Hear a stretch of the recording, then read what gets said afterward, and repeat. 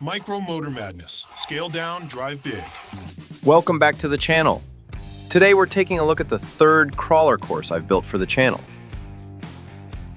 And this one is a little different. It's designed to be part of my workbench setup, while also giving me a small place to test freshly finished builds.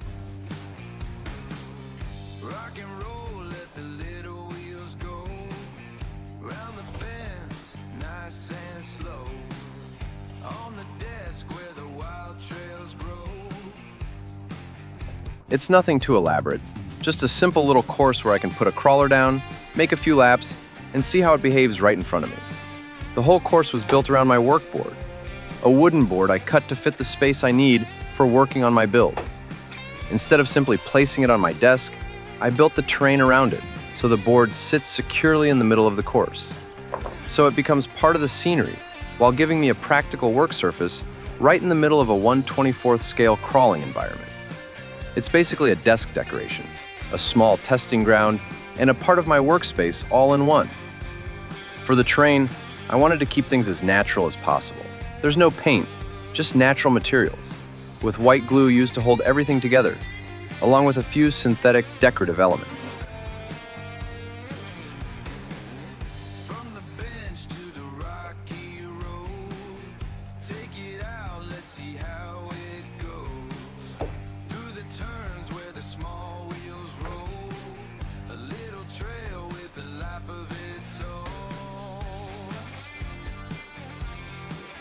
And this is what my workbench looks like when everything is under control.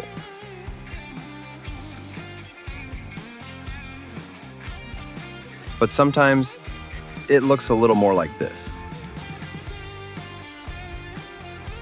When new parts start coming in and several projects are happening at the same time, the workbench can quickly turn into a parking lot for crawlers, parts, and half-finished projects.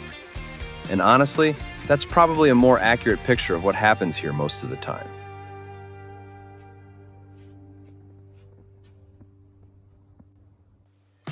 It all started with this small seesaw obstacle I had built for a crawler course, where the weight of the crawler tips the platform from one side to the other, but never actually ended up using. So instead of leaving it on the shelf, I decided to build this bench course around it. As usual, I wanted to make use of materials I already had, so I started with a thin sheet of plywood, roughly 1 millimeter thick. It was leftover material from a previous project where I used the same plywood to cover the walls of my workshop. I cut it to the overall shape of the course, leaving the opening where the workboard would eventually fit. The plywood was thin enough to flex and warp, so it needed some reinforcement underneath. For that, I used 1 centimeter square wooden strips, cut to length and glued underneath the plywood to create a simple wooden grid. This structure gives the whole base much more rigidity without adding too much weight. I used wood glue for the actual bond and just a few small drops of hot glue to hold the strips in place while the wood glue dried. Once the small seesaw obstacle is glued into the middle of the course, I started spreading a layer of white glue over the plywood using a brush. The idea is to give the expanding foam an extra layer of adhesion while it cures. Since the wood glue and the foam need some time to set, the two will bond together as they dry. I had already added a small piece of polystyrene on the left side, which I roughly shaped to create some of the terrain contours. On the right side, I added another piece simply to build up some height. That way I wouldn't have to use a huge amount of expanding foam to create this obstacle.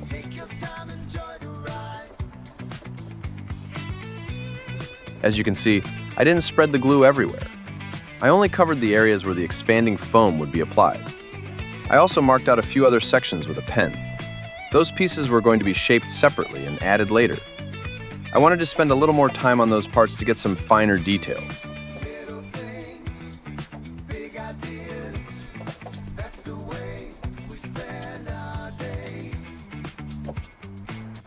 Once the glue was spread evenly, it was time to put the tools away for a minute. And of course, this is where I highly recommend grabbing your favorite beverage. Hydrating the brain is very important when you're trying to keep the creative juices flowing.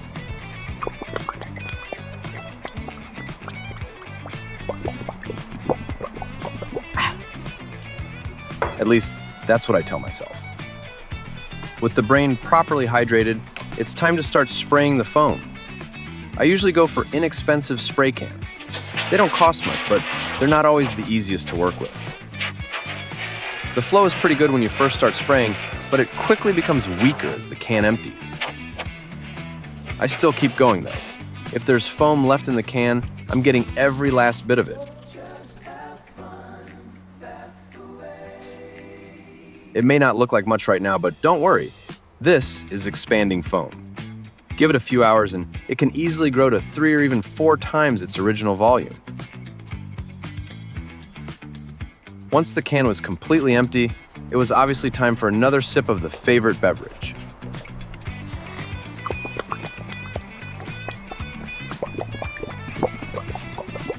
Creativity doesn't happen by itself. And don't mind the improvised bandage on my forearm. While cutting the wood to make room for some cable routing, I decided to use a handsaw, apparently without having much experience with one. Let's just say the saw and my forearm got a little too close for comfort.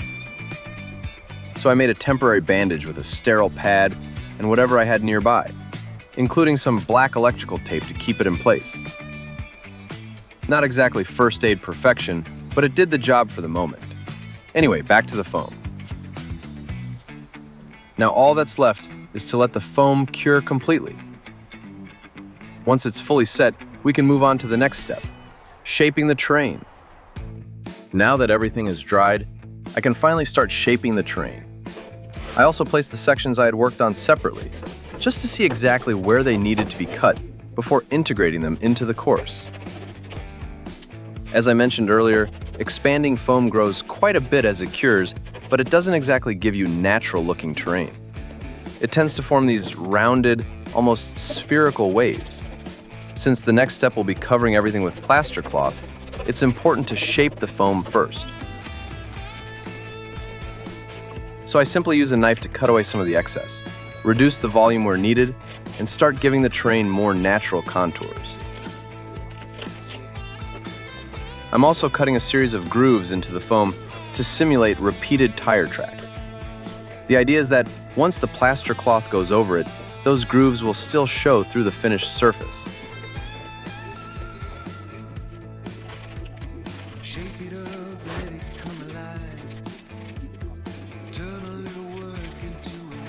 Once the basic shaping is done, I can move on to the plaster cloth. I cut the rolls into smaller strips because they're much easier to work with this way.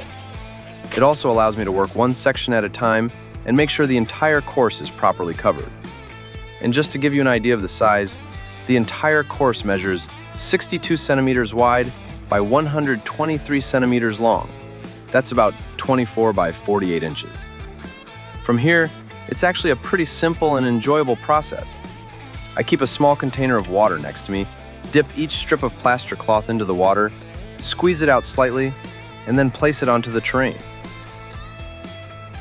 I prefer working with my hands here because I can really press the material into the surface with my fingers. That helps it adhere properly, pushes out any air pockets, and allows the plaster to spread evenly through the fabric. So I just keep going, one strip at a time, overlapping each piece as I work my way across the entire course.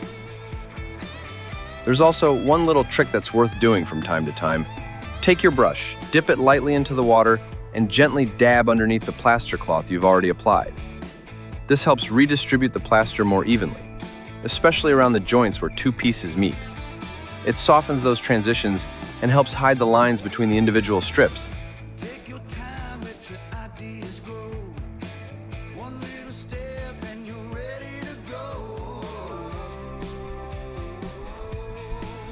And as you can see, those grooves I cut into the foam earlier are still showing through the plaster cloth.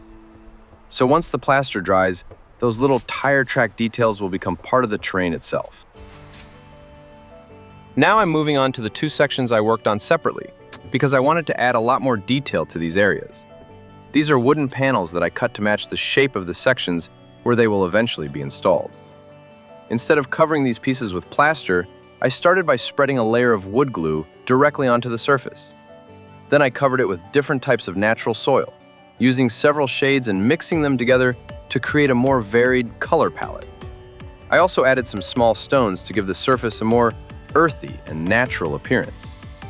I'm not going to go into too much detail about this soil and rock covering technique, since I've already covered it in previous builds, like the mini Moab adventure in Savannah Park.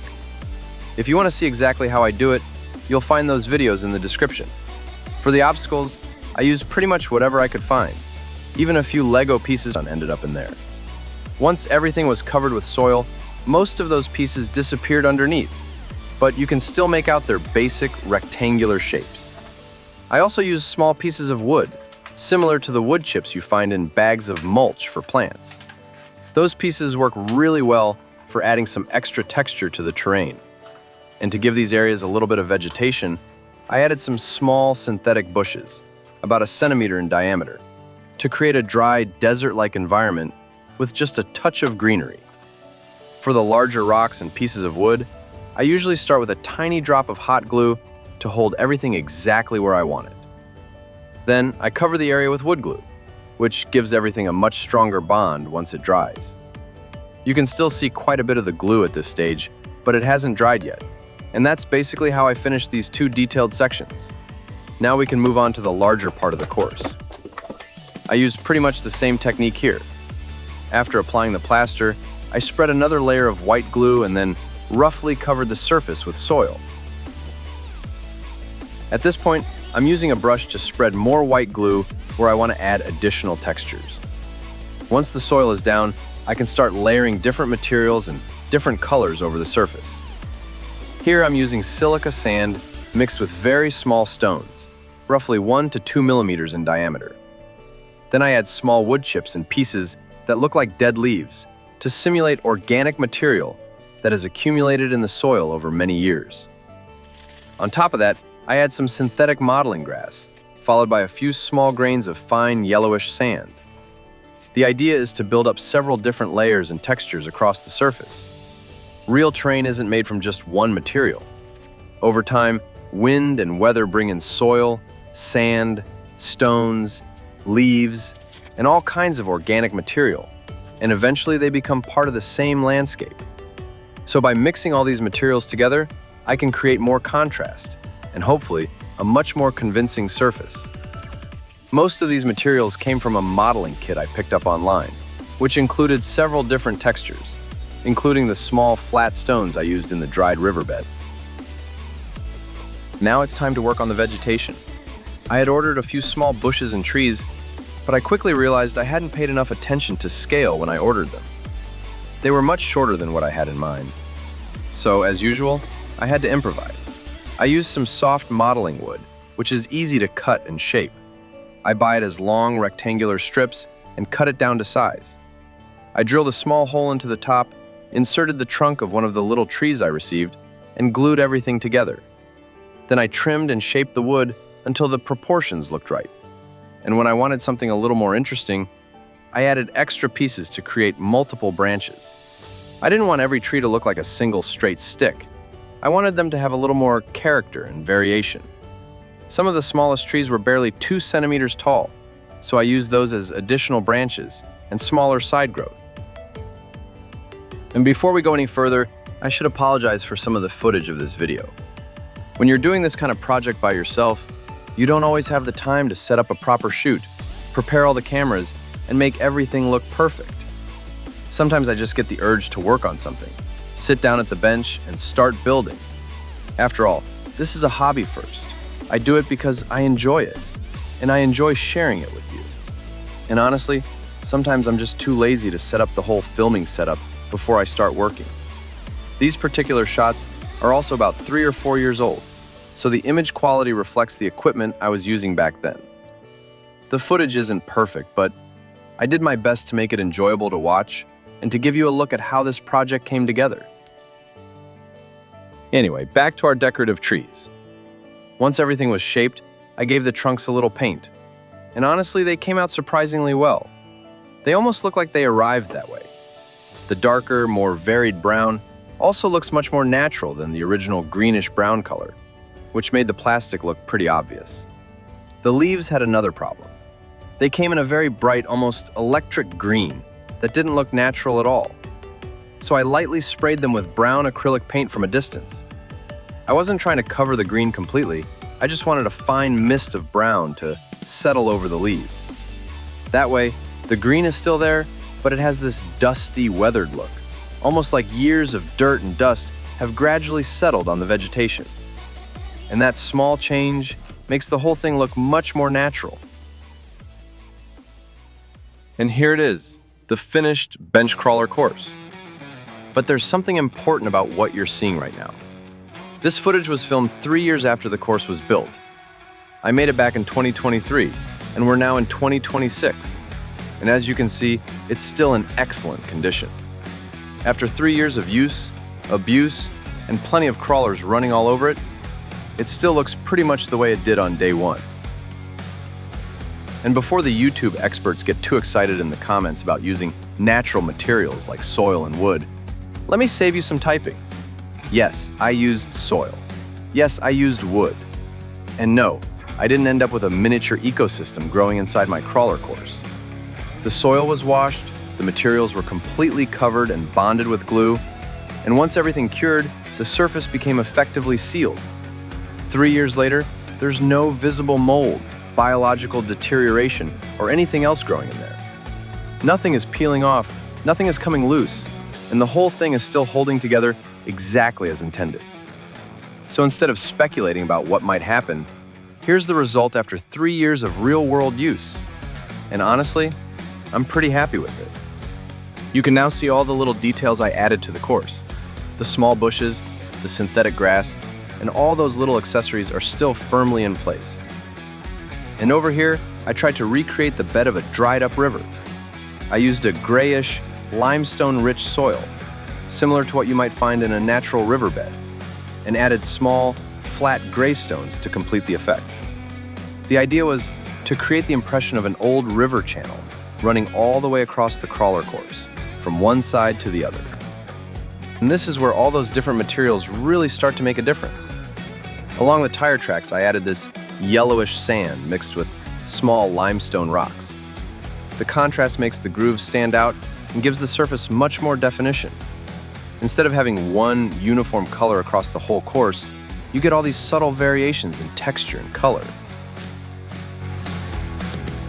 Take a step back, look what you made.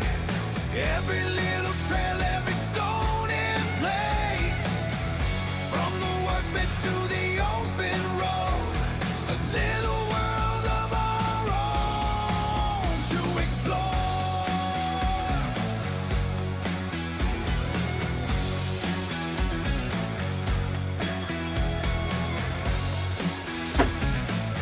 And this is how I take care of the crawler course. It's actually very easy to clean because the whole thing is designed to be removable. First, I take out the workboard, which gives me access to the course itself. Then I can simply lift the whole course and stand it upright.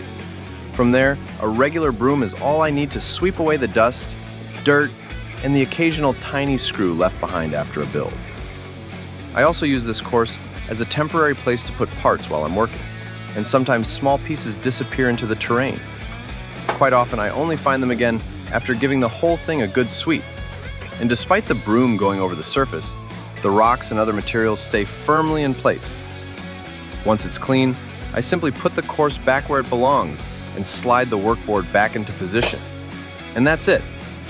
This brings us to the end of this build and, hopefully, gives you a good idea of how a simple work surface can become part of a miniature crawler landscape.